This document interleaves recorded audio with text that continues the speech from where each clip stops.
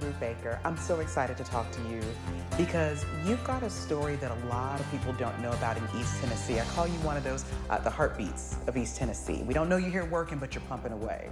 So first, let's just talk about your background story because you have such a story of advocacy here in Knoxville, but it didn't start that way. Tell me about, you're from Knoxville, tell me about your upbringing. Well, I was raised on Clinton Highway, which I was born in 1961. And so in the 70s, in the 80s, it was pretty wild back then. A lot of casinos, late at night, bars and beer joints. And my daddy had a nightclub. And so I was raised in a beer joint. I didn't do well in school. I was in the front door and out the back, always laying out of school. I didn't finish school. I did get my GED. Okay. And thank God for Bankton Soloway because they bused us over there and I got cosmetology. So as I've become an adult, still didn't have a job. My daddy said, you're going to have to do something. You're not working in the bar business. He didn't want you to have the same life he did. He didn't, but I knew how to deal poker before I knew my ABCs. Oh. Yeah. I mean, that's where I was. I was always with them. So anyway, he had a friend named Jack Rogers that had Knoxville Barber College in Happy Holler. So he took me down there and he signed me up.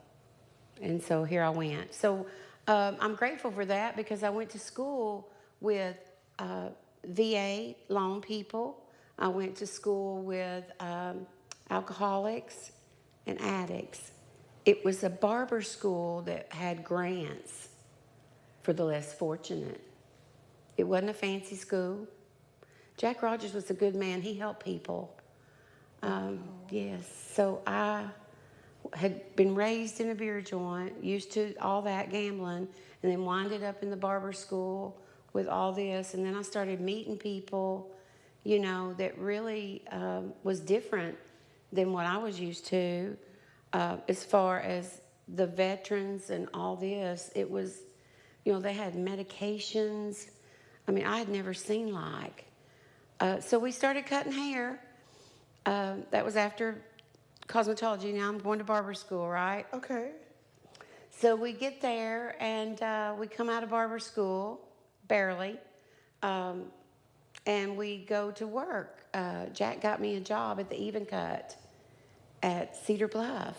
So I'm from Clinton Highway, and I drive to Cedar Bluff, West Town, West Knoxville, you know. Okay.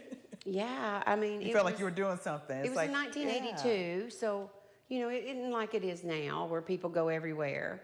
Right. So I started there for Gene Jackson, and I've cut hair as of today, for 42 years. So this was not like some, you know, when you're a little girl, like, oh, when I grow up, I want to be a hairstylist. Was it one of those dreams of yours to have your own business, or did it just come about? It just came about. You know, I cut my doll's hair. This was the stories. You know, I always braided and cut my doll's hair and the bangs and I'd cut your hair. And when I was in barber school, my daddy put a salon in he took a bedroom and cut a door. And so all his, for the outside, that way the entrance. So all his gambling buddies, and so that I could practice, you know, so that I would be good. He wanted me to be good. For those that don't know, you're the creator of CareCuts. And this started out as a small project, you were just cutting hair. That was the beginning mission. Kind of walk us through, how did you get to CareCuts? I started out volunteering. My cousin Ginger Marshall sit in my chair and asked me to take up toboggans for the homeless. And of course I said yes. And I said, how many do you need? And she said 500. And I said, oh, no, you know, I don't have the money to buy 500. Right. I wouldn't want to let you down. She said, look, cousin, put it on your mirror here at your station, tell your church, and tell your friends you got a birthday coming up soon. So I did. And after about, I think that was in October, and she needed them. We got 898. Oh, wow. Well past 500. toboggans. Well past. That's the first time that I went out in faith.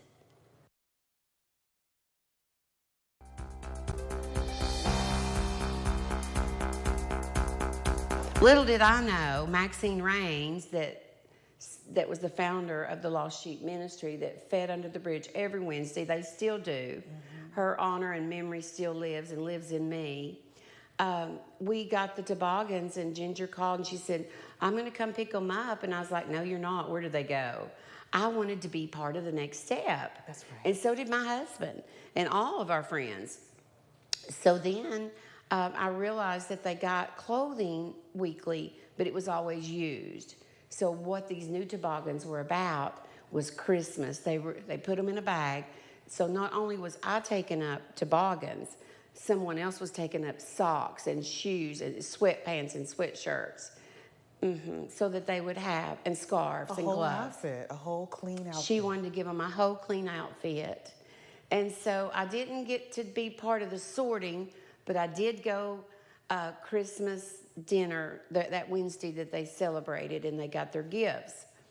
And I went down under that bridge, and it was just amazing. It was like the light of Jesus, because there's no power under there, and it was at dark. And so I got to see them get their gift and serve them. You know, I was serving, I was always picking up their plates. That's what I got to do, because I liked to see them. I wanted to talk to them.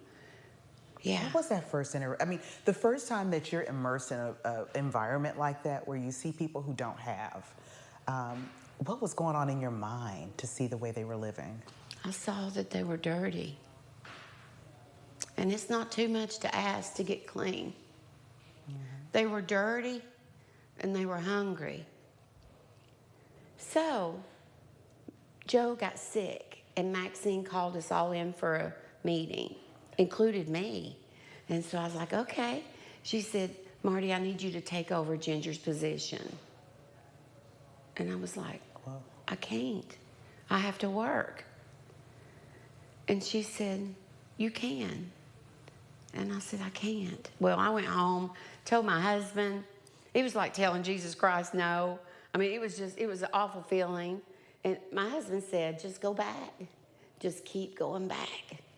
So I went back. And I went back, and bam, the light went off. We can clean them up. I was called to clean them up. Okay? So I went to church.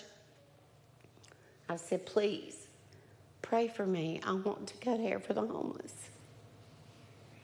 That's how it started. And so what did you do after you decided, I want to do this? You presented to the church and said, pray for me. I went to the barber school. Jack Rogers had passed away, and Larry, his son, owned it. I said, Larry, I need to cut hair for the homeless. He said, Marty, we do it every day. They're up and down the street every day. You know, we put up with that every day. And so it was a no. Well, I kept going back to him. And one day, I was leaving work at my salon, and he works at a salon too. We hit head-to-head at the Pilot to get gas. Yes. We didn't hit, but we were getting gas. We were getting gas. And he just got out of his car and reached in his pocket and gave me the key. That's nothing but the truth. He said, I can't get you off my mind. He said, oh, wow. Do it. So it started as a haircut, okay, at the barber school. 4 months in, I get a text from Larry Rogers, looked like an email. I'm so sorry, but I have, well, we had like 150 people in that building, and it was not in codes. He was so afraid we were going to fall through or whatever. He said, I'm going to sell. And I just said, that's your inheritance. Take the money. I don't blame you, but can we use your parking lot to at least cut hair outside and feed them? And he said, sure. So what I did was I was checking my Facebook messages, and we got a message that said, hey, I want to do CareCuts. And I said, well, we're homeless, trying to help the homeless. He said, well, obviously you don't know who I am. My name is Jeremy Wan. And I was like, okay. He said, I have a 3,000 square foot state-of-the-art salon in downtown Knoxville. I was like, okay, where are you? Oh, that was on Friday.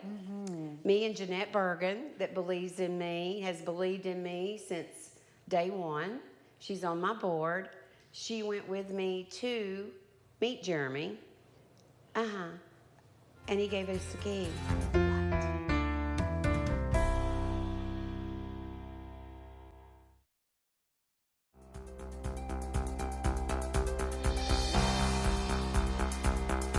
We had space. Yes. We that place that was for rent that connected to the salon. We asked Jeremy, well, can we leave this here and that here? And he said, yeah, you can store your stuff here until it rents. So the next day after the first event, I called Tim Hill. It was on the sign for rent, Hatcher and Hill. So I called and asked for Hatcher or Hill, and he said, this is Tim Hill. And he said, how may I help you? And I said, well, I wanted to thank you for letting us cut hair, in your building and for the homeless and da-da-da-da-da. And he said, you did what? Uh-oh, he didn't know. No. And he hollered, Mary Catherine? And I was like, who are these people? But anyway, Mary Catherine, of course, had gave Jeremy permission because he checked. Yes. This chick here's wanting to cut hair in my salon. Do you mind? Because he rented from them. So he said, I got to meet you, and I need to meet you today. Oh, my. So we met. Yes. Apparently it was all good because he works with you today, right? He does, but he also let us rent. We started renting that part because he said, well, you can't, we're going to be renting this out. So I went to tell my story at Cokesbury Church, at Cornerstone Sunday School class. And I told him, I said, we've got this place. I said, but we won't be able to keep our stuff there unless we pay rent. It was $2,300. I'll never forget it. And they said, well, we'll give you $1,000. I said, what? They said, yeah.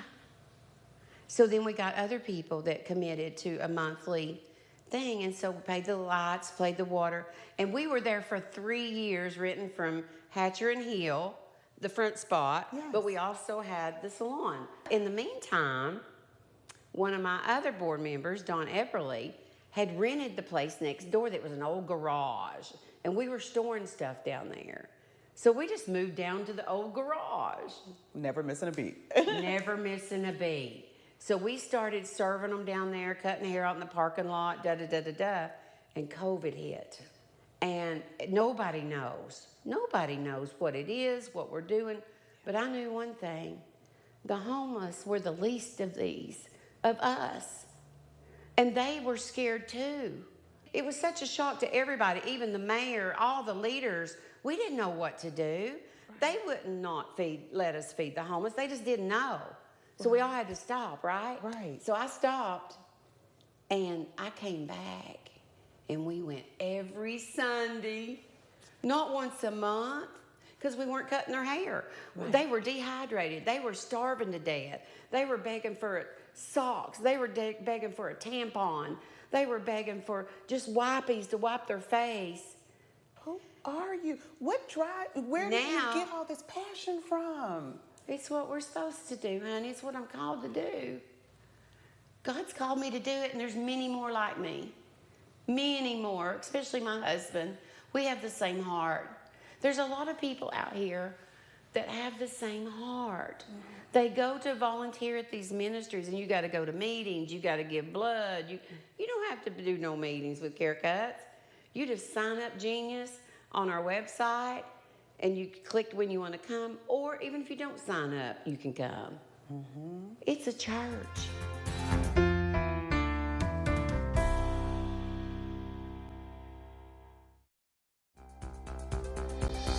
They have nowhere unless you're part of an organization. And most of these people cannot do that. They can't go by the rules. Right. They've got PTSD. We deal with a lot of veterans. We deal with a lot of abuse, a lot of sex trafficking, Oh my God. So we take them and love them. When they're getting their hair cut, nobody's in there but them. Oh, yeah. The men will try to come. They'll go in there. Well, she's got mine. I said, I don't care. You're out here, she's getting her hair done, okay? And then we start doing her hair again and again. And the next thing you know, bam. Miss Marty, I don't want to go back. I don't want to go back. Can you help me? I said, yes, I can. I sure can. You know, I was looking at your Facebook page, and one thing that struck me is you were helping one of your, do you call them clients? Do you call them, what do you call the folks you help? I call them my homeless friends. Your homeless friends. People call them unhoused. They sugarcoat it. Right. Because you know what? They're not always going to be homeless. That's right. They're not always going to be homeless. And with your help, you've done that. I was looking at one of your posts about helping someone get their a bank account. That's huge. Yes. It's huge. We're the whole package. Okay? So once you get their dignity back and you tell them that they can do it, and then you share Jesus with them, okay? You can't do it without Jesus. There's just no way. It don't work. And then they either move forward to housing, or they move forward to rehab, or they move forward to a group home. You know, and then I learned not everything, they're all different. Yeah. Like we're all different. Do you have a memorable story or a person? I know you've helped so many. It's 300 people a week. But do you have any that just stick out? One story that just kind of go, well, this one is just kind of my heart. Granny was our first one. She passed away during COVID. But Granny, I learned about the homeless with her because I put them in my car, and here we go. So we learned about CAC. We learned about going to get the driver's license. And then I saw how they were talked to and how they were looked at. We would leave. We'd go one place, and they'd say, go another. Oh, you can't do this here to get her housing. We're trying to get her housing, right? And then we'd leave with just migraine headaches. It all needs to be under one roof. Right. You hear me? Because they don't have vehicles. They don't have vehicles. Even if you give them a bus pass. Have you ever rode a bus? I have in Miami. I'm from Miami. We ride the bus all the time, but it's a lot to transfer. You got to know the system, and it's a lot. Yes. So I've learned all of that we expect them to help themselves. They can't. Yeah. So now I just started taking them one by one. And so now we can go, if they're from Knoxville, we can go and get their ID, their birth certificate. They were born in Tennessee, and apply for a Social Security card and have that letter saying that they did apply, and go apply for a job. We can go apply for housing. It's not that difficult. But they can't get it because they don't have a mailing address. But they do now. I realize that. Because of CareCuts? Yes. What are you all doing? We got a locked mailbox. But now that they get to check their mail only once a week. So my goal is to be open every day. Imagine if we were open every day. So it started with a haircut, right? But when you get a haircut and you're dirty, that's like taking a bath with your clothes on. That's right. Or however you want to say that. So now at CareCuts, they come in and they sign up and they say, my husband says, the whole front registration, what do you want? What can we help you with? Food? Yes. Do you want a shower? Yes. You want clean clothes? Yes. Do you want a haircut? Yes. Do you want resources? Now here's the heartbeat. Okay. So I finally found out from Kathy. I said, Kathy, why have you been at Carm so long? And she said, well, Miss Marty, I said, you get a check, right? Yeah. She said, but I can't write and I can't read. Oh, wow. I said, I ain't the best, but we can do it. So one Saturday, donation day, there was a sweet lady there from a church that comes and volunteers. She sat down with Kathy, and she filled out that application. I turned it in. 3 weeks later, Kathy got a call. Yes, Kathy got an apartment. Wow. And she's still there. Wow. So we learn, They just need somebody in their corner to help guide. But we don't have a lot of rules and regulations. Okay. So that's why CareCuts is working. We are just people helping people. And I truly got out there and just act like I was homeless. That's how I learned. Nobody teach me. Nobody would share with me of these organizations. But I'm going to tell you one thing. If you come to CareCuts, I'm going to teach you everything I know. I'm going to share everything I got with you. because these people need us, and it could be me or you. That's right. Marti, you are a guardian angel in this city if nobody's told you, and it has been an honor. Let me shake your hand. I hope all your dreams